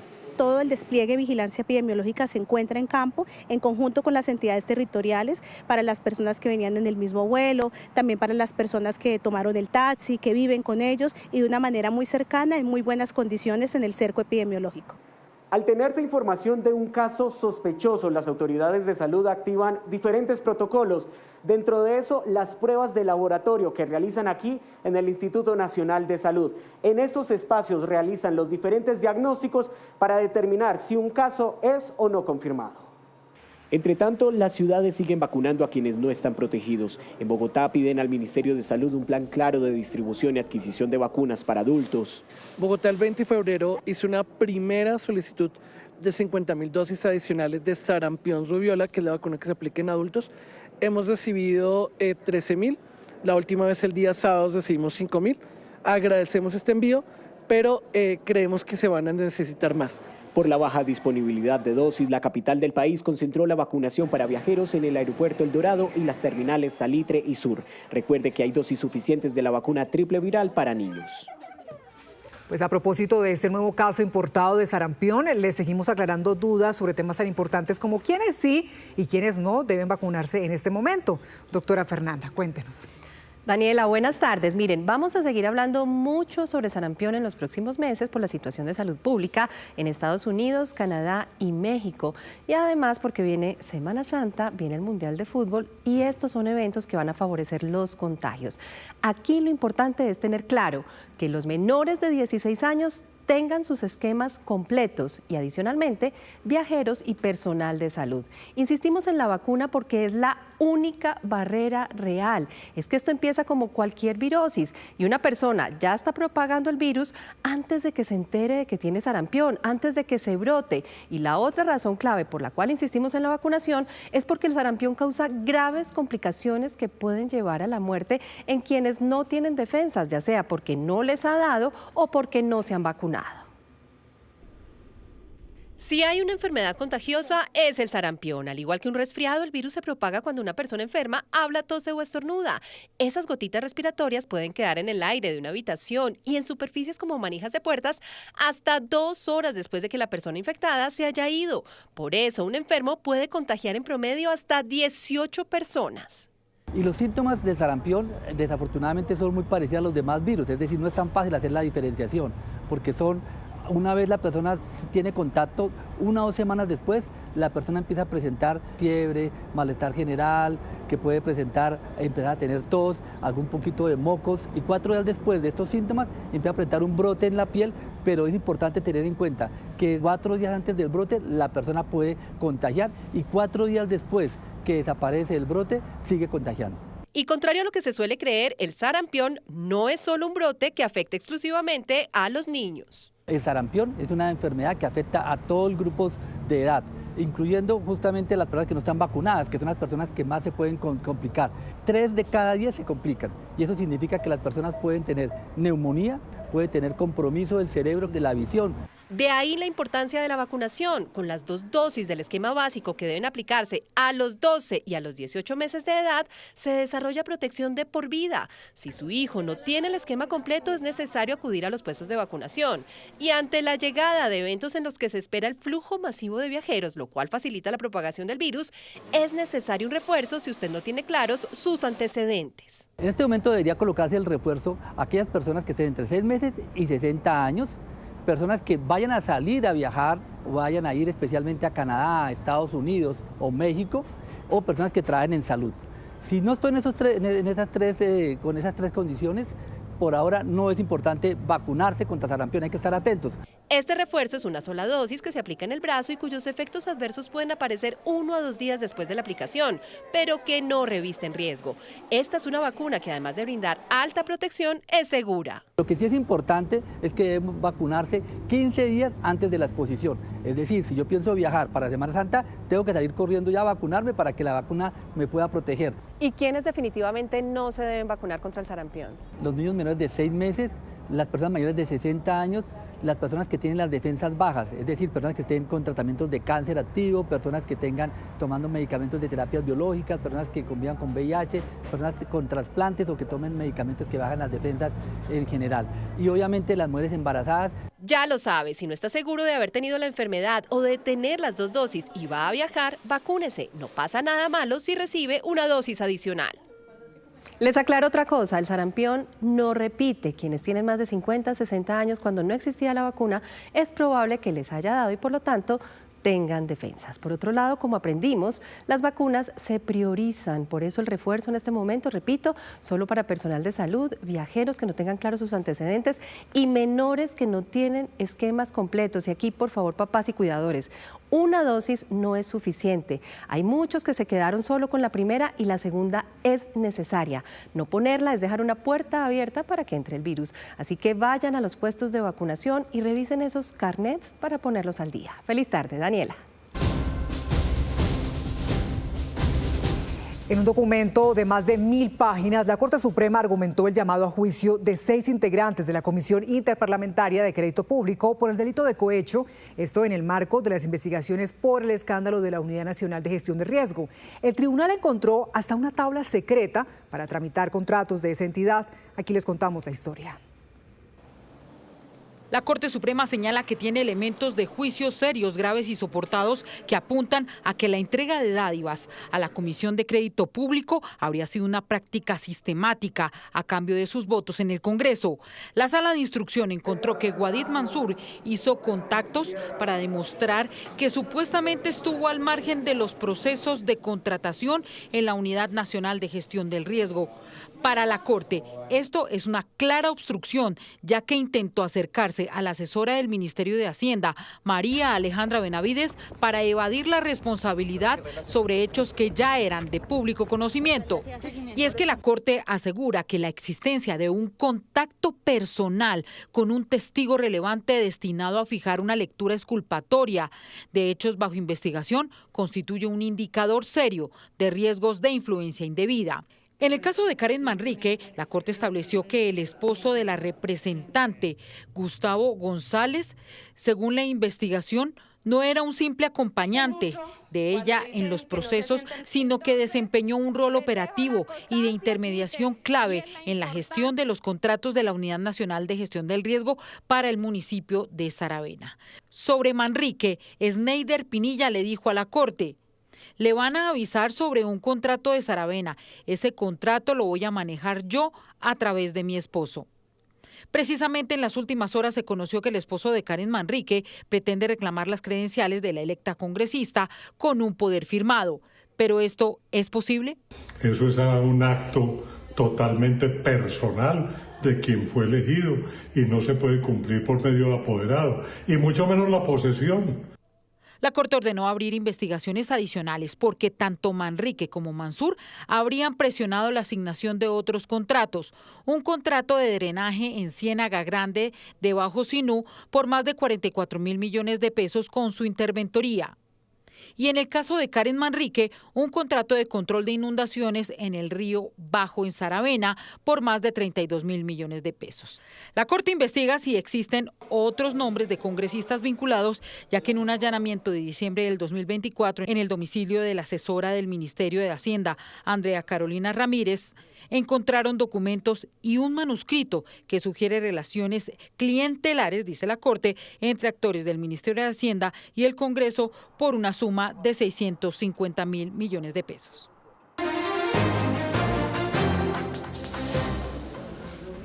A esta hora, el presidente de Estados Unidos, Donald Trump, exige aliados en Europa y otros países que se forme una coalición internacional para que transiten buques por el estrecho de Hormuz. Por ahora no recibe el apoyo que espera, mientras el bloqueo y la guerra se mantienen. A bordo de su avión, el Air Force One, Trump presionó a países aliados para proteger el estrecho de Hormuz. Exijo que estos países intervengan y protejan su propio territorio, porque de ahí obtienen su energía. Deberían haber intervenido y haber ayudado a protegerlo. Se podría argumentar que quizás ni siquiera deberíamos estar allí, porque no lo necesitamos. Tenemos mucho petróleo. Agregó que deben ayudar o pueden enfrentar consecuencias. Países como Japón y Australia le respondieron. Por ahora no consideran operaciones marítimas. Y los países de la OTAN tampoco le tienden la mano. Esta no es nuestra guerra. Nosotros no la empezamos. Queremos soluciones diplomáticas y un final rápido. No nos dejaremos arrastrar a la guerra general. Y en tercer lugar, seguiremos trabajando para lograr una pronta resolución que devuelva la seguridad y la estabilidad a la región. Los ministros de Exteriores de la Unión Europea abordan cómo mantener abierto el estrecho de Hormuz, pero se mostraron poco receptivos a ampliar la misión naval comunitaria en la región o enviar más barcos. Hoy, en una rueda de prensa, Trump reiteró que los países deben hacerlo. Numerosos países me han comunicado que ya están en camino. Algunos se muestran muy entusiasmados al respecto y otros no. Algunos son países a los que hemos ayudado durante muchísimos años, a los que protegimos de horribles amenazas externas. Sin embargo, no se mostraron entusiasmados y el nivel de entusiasmo a mí me importa. El mandatario aseguró que está en contacto con Irán, pero no cree que estén preparados para un acuerdo. Por su parte, el canciller iraní aseguró que su país demostró estar dispuesto a llevar la guerra contra Israel y Estados Unidos tan lejos como sea necesario. Varios puntos de Israel, Qatar y otros países de la región también siguen siendo atacados. Restos de misiles e interceptores cayeron sobre lugares santos de Jerusalén, según informó la policía israelí. En el aeropuerto de Dubái, Emiratos Árabes, los vuelos están afectados por un incendio causado por un dron. La terminal aérea ha informado que los vuelos se están reanudando gradualmente. Y esta mañana también fue atacada la embajada de Estados Unidos en Bagdad, la capital iraquí. Entre tanto, el ejército israelí anunció el lanzamiento de una amplia oleada de ataques contra las ciudades iraníes. También el inicio de una operación terrestre en el Líbano. Y respecto al paradero del nuevo líder supremo iraní, Trump dijo que sus asesores le han dicho que el ayatolá perdió una pierna y que no saben si está vivo o muerto. Para entender más lo que ocurre en el estrecho de Hormuz y su importancia, nuestra analista María Teresa Aya nos explica. Buenas tardes. El cierre del estrecho de Hormuz por parte de Irán es uno de los hechos en esta guerra que más impacto ha generado, y estoy hablando de impacto a nivel global, no solamente regional. Y es que por aquí transita el 20% del petróleo y gas natural del mundo, incluido el 85% del petróleo de Arabia Saudita, que es el mayor productor del mundo. Esto ha hecho, por ejemplo, que el precio del petróleo se haya disparado y haya subido en un 40% en las 2 semanas que llevamos de guerra, lo cual no tiene muy contento al presidente Trump. Y es que el presidente Trump y su equipo no creyeron en las amenazas de Irán para cerrar el estrecho de Hormuz. ¿Por qué? Uno, porque dijeron el mayor perjudicado va a ser Irán y no el resto del mundo. Y resulta que Irán sigue sacando su petróleo por ahí. Es más, cerca de 1.500 millones de barriles al día está exportando Irán aún en tiempo de guerra. Y dos, pensaron que otros barcos podrían transitar por la zona de las aguas territoriales de Omán. Y es que les cuento, el estrecho de Hormuz lo controlan Omán e Irán. Pero en su parte más estrecha, este estrecho tiene 34 kilómetros, lo cual hace que los barcos que transiten por la zona de Omán de todas maneras están expuestos a los drones, a los misiles y a las minas que tiene Irán en la zona. Un alto riesgo que nadie quiere tomar. Por eso han frenado el tránsito de los barcos por esta zona. Esto ha afectado también los intereses de Estados Unidos en la guerra y por eso le han pedido ayuda a los países que dependen del petróleo que transita por esta zona. En especial China. Cerca del 20% del petróleo de consumo interno en China viene del estrecho de Hormuz y de ese petróleo. Pero les cuento, es petróleo iraní y como les decía, este no se ha visto afectado. Por lo tanto, China no ha dicho nada frente a la posibilidad de enviar buques a esta zona, como tampoco lo han hecho Corea del Sur o Japón, grandes aliados en temas de seguridad de Estados Unidos, y Australia. Un país importante ha dicho que ellos estarían dispuestos a ayudar a Emiratos Árabes en la guerra, pero no a mandar buques a la zona del estrecho de Hormuz. En cuanto a los alemanes y los europeos, el presidente Trump le pidió a los miembros de la OTAN que participaran en esta guerra o que les iba a ir mal. Pero es que recordemos que cuando llegó a la presidencia en medio de la guerra de Ucrania, Trump por debajeó a la OTAN, dijo no sirve para nada y se recuestan en Estados Unidos. Entonces la OTAN ahora dijo pues no vamos a mandar buques. Francia, Reino Unido han dicho que podrían ayudar en el caso de Chipre, pero no van a mandar buques. Y Alemania, su ministro de Defensa tal vez dijo la frase más diciente frente al tema. No es nuestra guerra, no la empezamos nosotros. Nadie quiere participar en una guerra que tiene el riesgo de ser larga y costosa y que ya ha impactado el petróleo a más de $100 el barril. Teresita, gracias. Justamente la guerra en Medio Oriente está creando la mayor crisis en la historia del mercado mundial del petróleo. Las bolsas mundiales reaccionaron cautelosamente con un barril de petróleo por encima de los $100. Entre tanto, Japón, por su parte, comienza a liberar petróleo almacenado en medio de la crisis con Irán. Y el director ejecutivo de la Agencia Internacional de la Energía declaró que las actuales pérdidas de suministro de petróleo fuera de línea superan la crisis petrolera de 1973. Y la presión de Estados Unidos sobre Cuba y las negociaciones en curso ya parecen producir resultados. Según el canal NBC, el régimen se prepara para anunciar en las próximas horas que permitirá a cubanos en el exilio invertir en el sector privado en Cuba y que puedan adquirir negocios en la isla. Un anuncio que se da en medio de una profunda crisis de la atención del presidente Trump, quien en las últimas horas dijo que primero se harán cargos de Irán y después de Cuba. Y un incendio forestal de grandes proporciones arrasa con miles de hectáreas en Nebraska, en Estados Unidos. Hasta el momento, una persona ha muerto mientras intentaba evacuar. Varias viviendas, ranchos y extensas áreas de pastizales han sido destruidas. Las llamas avivadas por fuertes vientos y condiciones extremadamente secas han obligado a la evacuación de familias. Las autoridades declararon el estado de emergencia mientras bomberos luchan por contener el fuego. Y en China se han registrado más de 200 leopardos de las nieves en la reserva de Xinjiang tras un censo que duró un año. Un estudio de fauna silvestre confirmó la presencia de aproximadamente 205 leopardos de las nieves en esta reserva, según anunciaron investigadores. El estudio, basado en 312 cámaras infrarrojas, identificó 109 leopardos, incluyendo 17 grupos familiares, lo que subraya la importancia de la reserva como uno de los hábitats más relevantes de China para esta especie en peligro de extinción. Gracias por seguir con nosotros. Son las 2 de la tarde, 25 minutos, y a esta hora retomamos la información sobre la llegada de indígenas a Medellín en medio de una protesta. Las autoridades denuncian que algunas personas estarían manipulando esa manifestación. ¿Por qué y de qué se trata, Mariana Rodríguez? Se trata de un video que publicó a través de sus redes sociales el mismo alcalde de Medellín, Federico Gutiérrez. Allí se escucha lo que sería una conversación o más bien un interrogatorio por parte de un guarda de seguridad a uno de los indígenas que madrugó a esta protesta social acá en la Alpujarra, en el centro administrativo de la capital antioqueña. En medio de esas preguntas, el indígena le dice que viene desde Tierra Alta, Córdoba, junto con muchos más indígenas acá a la ciudad de Medellín, que realmente no sabe por qué está protestando, que él simplemente está siguiendo órdenes. Este es el video. ¿Ustedes saben por qué están protestando, no? Hasta el momento todavía no me han dicho nada. Estamos cumpliendo órdenes. ¿Ustedes de dónde vienen? Nosotros venimos de Tierra Alta, Córdoba. La organización indígena de Antioquia no se ha referido puntualmente a este video, pero sí ha reiterado a través de un comunicado la necesidad de que el gobierno departamental se siente a conversar con ellos. Dicen textualmente: hoy caminamos en Minga porque tras más de 2 años de gobierno departamental no ha sido posible establecer un diálogo directo con el señor gobernador Andrés Julián Rendón, situación que preocupa profundamente a nuestras comunidades, quienes históricamente han apostado por el diálogo de gobierno a gobierno, el respeto institucional y la construcción conjunta de soluciones para los territorios indígenas. Desde aquí seguiremos pendientes de esa instalación de la mesa de diálogos y por supuesto de cómo avance ese tema en el transcurso de la tarde aquí en el centro administrativo La Alpujarra, ese distrito, ese corazón administrativo de la capital antioqueña.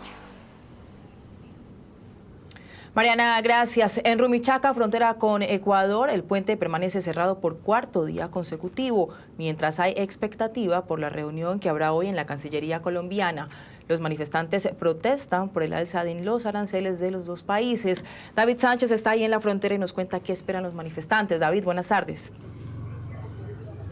Estefanía y televidentes, pues están a la expectativa, a las 3 de la tarde la reunión, y mientras tanto el bloqueo sigue en este punto. Estamos a 1 kilómetro del puente de Rumichaca en territorio colombiano y como ustedes pueden ver hay control total por parte de los manifestantes de este punto. De hecho, la mañana de hoy se registró un momento tenso donde algunos transportadores ecuatorianos querían pasar a la fuerza sus vehículos de carga con las diferentes encomiendas que venían y con la diferente carga que venía, pero estuvimos dialogando acerca de la expectativa que tienen de la reunión de hoy y también de las historias que nos encontramos, porque como ustedes pueden ver al fondo, hay un bus que viene desde el norte de nuestro país, desde Venezuela, y que va hasta Chile y no ha podido ingresar a territorio ecuatoriano porque aquí está bloqueada. Les contamos. Contenedores bloqueando la vía, viajeros cargando maletas y manifestantes que aseguran permanecer a pesar del paso del tiempo es el panorama de la frontera con Ecuador en Rumichaca. Profundamente preocupados porque de un problema que parecía minúsculo lo volvieron un gran problema por capricho de los dos presidentes de no sentarse a dialogar y de asumir esta problemática de los aranceles vía Cancillería, ¿no? Hoy hay reunión en Cancillería y hay expectativa en la zona. Que ellos no conocen la dinámica de la frontera, no conocen la dinámica de dos pueblos que son Ipiales y Tulcán, y que prácticamente por estos caprichos que ellos tienen, estamos sin trabajo, el comercio está muerto y nos obligan a tapar. Mientras tanto, cientos de viajeros como la familia de Julián Jurado vienen recorriendo Sudamérica por más de año y medio y ya completan 5 días varados en la frontera. Tenemos una nena de 7 años con diabetes tipo 1, ya se nos están acabando las provisiones y una lástima que estemos acá en este conflicto. ¿Cuánto tiempo llevan aquí? Vamos para 5 días, ¿no? Pues la verdad lo que más nos ha afectado es, digamos, en la cuestión de los alimentos, porque como te decía mi esposo, tengo una nena con diabetes tipo 1 y obviamente tiene una condición diferente a todos nosotros. Ella solamente come, digamos, proteína, ella no se puede alimentar igual que nosotros. Noticias Caracol conoció que en el momento no hay diálogo entre los gobiernos colombiano y ecuatoriano, por lo que se ve lejana una solución a los manifestantes. Si bien la reunión se llevará a cabo hoy con autoridades del gobierno colombiano, todavía no hay ningún tipo de reacción por parte del gobierno ecuatoriano. De hecho, se conoció que hoy en la tarde también se van a llevar algunas movilizaciones precisamente en territorio ecuatoriano. Sin embargo, hasta el momento, la esperanza de que hayan soluciones para Ipiales y para Tulcán son distantes. Lucía, usted tiene más información. Buenas tardes. Gracias, David, por la información desde la frontera colombo-ecuatoriana. En otros temas, las autoridades en Valledupar investigan la muerte de 2 menores de 14 y 15 años de edad, aunque algunas versiones afirman que los casos tienen que ver con un reto viral sobre el consumo de acetaminofén. Será Medicina Legal quien lo confirme. Ante las versiones de que las recientes muertes de Daniela Zuleta Géneco de 15 años e Isaí Gamboa Morales de 14 estaban relacionadas con el peligroso reto del acetaminofén, las secretarías de salud de Valledupar y del Cesar desestimaron esas informaciones. Con respecto a las 2 muertes que sucedieron en la ciudad de Valledupar, lamentablemente, lo único que hay de relación entre las dos es que son adolescentes entre 14 y 15 años. Los niños no estudiaban en el mismo colegio, los niños no se conocían, no eran amigos, son 2 casos totalmente diferentes, aislados el uno del otro. Aunque los casos de Daniela e Isaí no tienen relación con el reto, prendieron las alarmas por el riesgo que representa esa práctica. Bueno, el reto del acetaminofén es que los niños y adolescentes ingieren la mayor cantidad posible de acetaminofén para ver quién aguanta más, cuántos días aguantan más hospitalizados, cuántas pastillas aguantan más cada niño que se consume, y quiero decirles que es un reto que no es sano. Los dictámenes de medicina legal serán clave en el esclarecimiento de estas muertes. Medicina legal lo único que nos ha dicho es que no ha encontrado restos de acetaminofén. La niña llega del colegio, sube a su habitación, se acuesta. Cuando su mamá la va a llamar, aproximadamente a los 40 minutos, estaba muy llena de vómitos por todas partes y al parecer ya no presentaba signos vitales. Aunque reconocen la existencia del reto, las autoridades reiteran que no hay casos confirmados en el Cesar. Peligrosísimo reto. Y un viaje de turismo terminó en tragedia en la isla de Barú, en Cartagena. Una médica perdió la vida tras resultar herida por una lancha. Tatiana Rodríguez, ¿qué dicen las autoridades sobre este caso? Buena tarde. Hola, muy buenas tardes. Yo los saludo desde la isla de Barú, lugar donde se registró este desafortunado hecho. Lo que han dicho las autoridades hasta este momento es que la médico ginecóloga obstetra llegó hasta la capital de Bolívar para participar de un congreso médico. Posteriormente llegó hasta aquí a la isla a disfrutar de un día de descanso. Alquiló un servicio de inflable y lo que se conoce preliminarmente es que al parecer la persona que operaba la embarcación dio un giro inesperado, no calculó, los lanzó al agua y posteriormente pasó por encima de la médico, causándole múltiples heridas. Una jornada de descanso y recreación terminó en tragedia en el sector turístico de Agua Azul en la isla de Barú. La médico ginecóloga Julie Natalie Borges Romero perdió la vida tras sufrir graves heridas provocadas por las hélices de una embarcación. Se conoce pues que era una médica reconocida de la ciudad de Florencia y pues que estaba disfrutando pues de la ciudad en marco pues de actividad turística. Pues para ello estamos determinando pues las circunstancias específicas del caso, así que pues estamos trabajando articuladamente con guardacostas. Según información preliminar, la mujer tomó un servicio recreativo de un inflable. Sin embargo, durante la maniobra, el piloto de la lancha perdió el control del giro, lo que provocó que los ocupantes cayeran al agua y que la embarcación pasara por encima de la turista, causándole graves lesiones. Con traumas múltiples en tórax, trauma contundente y trauma penetrante en tórax, miembro superior derecho, brazos, extremidades superiores, lastimosamente en un estado que lleguen en paro cardiorrespiratorio. Se hacen maniobras de reanimación por aproximadamente unos 40-45 minutos. Lastimosamente entra nuevamente en un paro cardiorrespiratorio que, a pesar de las maniobras básicas y avanzadas de reanimación, no surtieron efecto y lastimosamente esta colega fallece. La profesional de la salud estaba vinculada al Hospital Departamental María Inmaculada de Florencia, Caquetá, que a través de un escrito lamentó lo ocurrido. Por su parte, la DIMAR, a través de un comunicado, señaló que investiga las circunstancias del accidente y verifica si la embarcación involucrada contaba con la documentación en regla. A pesar del crecimiento del tráfico de usuarios en Internet, el consumo de televisión tradicional está por encima del uso de plataformas digitales de contenido audiovisual. Así lo demostró el estudio de servicios digitales de la Comisión de Regulación de Comunicaciones. La mayoría de usuarios de televisión contrató el servicio de manera exclusiva. ¿Qué prefiere su merced, la televisión por cable o las plataformas digitales? La televisión por cable. ¿Por qué? Soy como de la vieja época, más económico y me gusta canalear. Don Wilfran, quien todos los días llega a su negocio y enciende la televisión para escucharla mientras trabaja, hace parte del 33,07% de los colombianos que tiene suscripción al servicio de televisión o que lo recibe por la modalidad de TDT. De esa cifra, el 41,44% contrató este servicio de manera individual y el 24,43% pagó un paquete que también contiene el uso de Internet y el teléfono fijo. Datos obtenidos por la Comisión de Regulación de Comunicaciones, que encuestó 2.360 personas y 1.100 empresas con población mayor de 15 años. La televisión en Colombia es una forma de llegar la información a los lugares donde los usuarios siguen teniendo una lealtad importante. La respuesta del director de la CRC coincide con las razones de los televidentes, quienes explican por qué prefieren a la TV tradicional. Es un medio que tenemos todos nosotros a la mano. Obviamente hoy en día también se maneja mucho el tema del celular, pero pues por donde uno pase de televisores. Como que veo más televisión por cable y sí tengo plataformas, pero rara vez me pongo a verlas.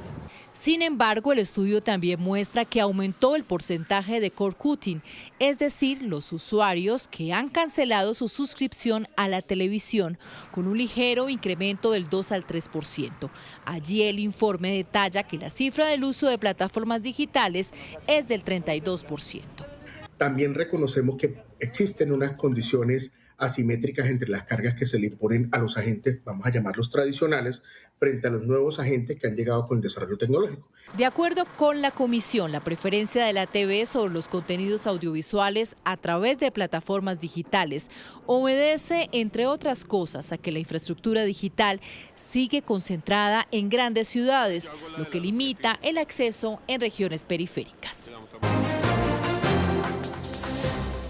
A esa hora en la clínica Gloria Patricia Pinzón de Florencia se recuperan los 2 uniformados del ejército, un sargento y un soldado profesional que resultaron heridos en medio de un ataque con dron que se registró el día anterior contra una unidad militar que prestaba la seguridad en la vía que de San Vicente del Caguán conduce a la inspección de Guayabal en zona limítrofe entre el Caquetá y el departamento del Meta. Según la información de las autoridades, los 2 uniformados se encuentran estables. Uno de ellos será intervenido de manera quirúrgica para retirar las esquirlas del explosivo. Además, han dicho que que este acto violento se le atribuye a las disidencias al mando de alias Calarca y que aunque no hayan víctimas mortales, continúan investigando, a la vez que aseguran que este tipo de ataques con dron no se habían registrado anteriormente en esta parte del país. A esa hora es noticia en La Guajira, un bloqueo que se registró exactamente sobre la troncal del Caribe y que duró cerca de 5 horas, protagonizada por comunidades indígenas en la vía que de Riohacha conduce hacia Maicao. Esto se debe a que estaban exigiéndole a la alcaldía de Riohacha la puesta en marcha de alumbrado público en toda esta zona, manifestando que se han registrado algunos asaltos durante las noches. Además de esto, generó graves traumatismos en la movilidad, teniendo en cuenta que del otro lado del bloqueo queda la Universidad de La Guajira, el SENA y varias instituciones educativas. Estudiantes y trabajadores no pudieron llegar a sus sitios de trabajo. A esta hora es noticia en el Magdalena la búsqueda que realizan las autoridades de policía departamental del sujeto que en las últimas horas, en estado de alicoramiento, terminó agrediendo física y verbalmente al personal médico y de enfermería del municipio de Algarrobo, más exactamente de su hospital municipal. Como pueden ustedes observar a partir de estas imágenes grabadas por la cámara de seguridad, el hombre en aparente estado de embriaguez llegó rompiendo las ventanas, los vidrios y agrediendo a todo el personal supuestamente porque no venía siendo atendido. El llamado que hacen las autoridades es a la disciplina y a no realizar este tipo de actos que va en contra de la integridad física de los médicos y enfermeros. A esta hora es noticia en Santander la protesta que se registra desde esta mañana en el peaje de Curití, en la vía entre Bucaramanga y Bogotá, por parte de un grupo de transportadores y comunidades que exigen el arreglo inmediato del corredor Zipaquirá hasta San Alberto en el Cesar. Según los conductores, esta vía está en pésimas condiciones, llena de huecos, lo que ha generado varios accidentes de tránsito, y pese a que hay un compromiso en arreglarla, este no se ha cumplido. En la vía Bucaramanga-Bogotá hay congestión vial debido a estos bloqueos que se registran de manera intermitente. El Raptor, o sistema antidrones que adquirió hace algunos meses la gobernación del Valle del Cauca, sigue sumando buenos resultados y contribuyendo a la seguridad del departamento. Su trabajo ha influido en la captura de delincuentes y en la incautación de alucinógenos. Que entró en operación en agosto del año 2025, el Raptor, o Red Aérea de Protección Territorial, ya suma 120 misiones. Ha hecho parte de las megatomas contra el crimen desplegadas en Palmira, Tuluá y Buenaventura, que dejaron como saldo la captura de casi 170 delincuentes, entre estos sicarios, extorsionistas y algunos miembros de las disidencias de las FARC. La disuasión y prevención son algunos de sus aportes a la seguridad del Valle del Cauca. La segunda cosa es el control territorial. La tercera, la respuesta rápida que tenemos que dar, pues porque tenemos la posibilidad. Tenemos análisis de datos y articulación interinstitucional. ¿Qué pasa con ese sistema del dron? La policía ubica al ladrón en caso que salga huyendo, los persigue, no tiene obstáculos para nada. Desde el aire, el Raptor también ha contribuido con la identificación de expendios de alucinógenos, la incautación de más de 2 toneladas de cocaína, armas de fuego y municiones y la recuperación de vehículos robados. El sistema está compuesto por 4 drones de alta tecnología que pueden sobrevolar aún en medio de intensas lluvias. Contamos con cámaras térmicas que nos ayudan a identificar calor y frío en tiempo real para realizar los operativos. Además, contamos con una cámara que tiene un zoom de hasta aproximadamente 3 kilómetros de distancia, que nos permite tener una operatividad a muy buena distancia. Todo lo que capta el Raptor es monitoreado en tiempo real desde el Centro de Gestión de Emergencias y Seguridad del Valle del Cauca, fortaleciendo la lucha contra el crimen. 3:24 y mucha atención que hace algunos minutos el candidato Mauricio Liscano anunció que Luis Carlos Reyes ya no será su fórmula vicepresidencial. Los motivos los explicó el propio candidato. He recibido una llamada de Luis Carlos Reyes donde me informa que el embarazo de su esposa, que ya es de alto riesgo, tiene unas complicaciones en las próximas semanas. Le he pedido que el mejor mensaje que le podemos dar a Colombia es que él se dedique a atender a su familia en estos días. Me parece que no tiene sentido enviar un mensaje de poner una campaña por encima de la propia familia. Espero que más adelante, con sus condiciones y con su liderazgo, nos pueda acompañar en otros roles en el gobierno o en la misma campaña. Yo le deseo la mejor recuperación a la esposa de Luis Carlos, a Isabela, y vamos a anunciar próximamente quién me acompañará en la fórmula presidencial.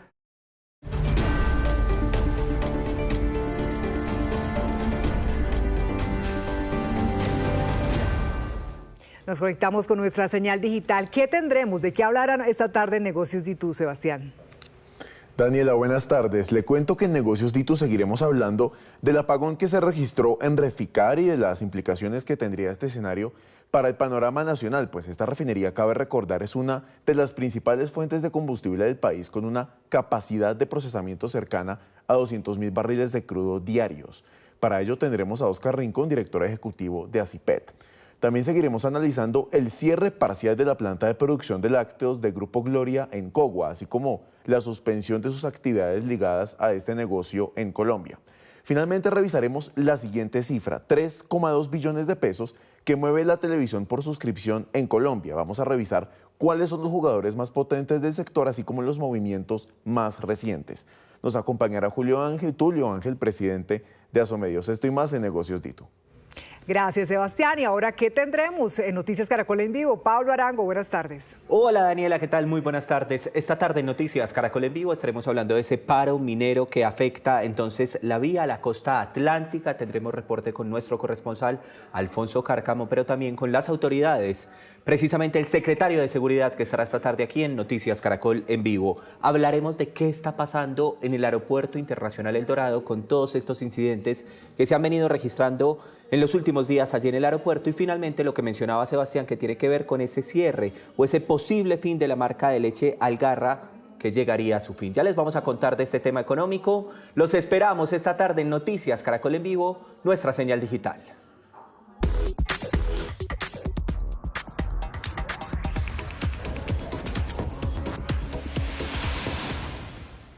Muy buenas tardes, hoy comenzamos lo más trinado con la vida secreta de los papás, un proyecto viral en las redes sociales que nos muestra la otra cara de la paternidad y que nos deja literalmente con los pelos de punta, y ya verán por qué.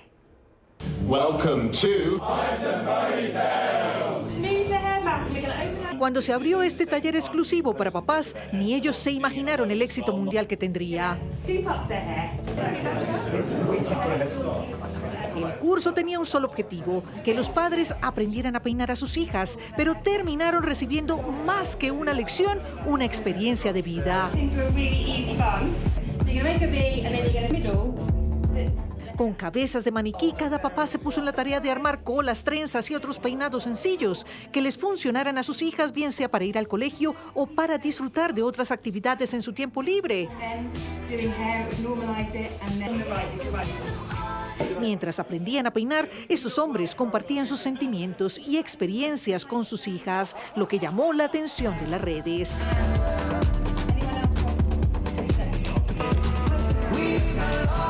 Tan divertida y honesta fue la experiencia que el video recorrió el mundo a través de la cuenta La Vida Secreta de los Padres, de los Estados Unidos a Australia, en un par de días, y 22,5 millones de reproducciones en Instagram. Y lo que hay que ver en estos días, un robot fue detenido por presuntamente acosar a una mujer en la calle. Ocurrió en Macao, en China, donde la mujer de avanzada edad terminó hospitalizada luego de asustarse al ver al robot siguiéndola mientras ella usaba su celular. La policía apareció para llevarse al robot y de paso a su dueño para rendir cuentas ante la justicia. ¿Y qué pasaría si Shakira fuera de otro lugar del mundo? La pregunta se la hizo a la inteligencia artificial el creador de contenido Henry Kaplan, y la respuesta no tardó en llegar. Una a una fueron apareciendo las versiones de Shakira y cómo se llamaría en ese supuesto lugar de origen. Africana, asiática, americana o australiana, ningún continente se le escapó a la mirada curiosa de Kaplan. El video, a punto de alcanzar 1 millón de reproducciones, es la muestra de que Shakira es y seguirá siendo uno de los símbolos más universales de la colombianidad.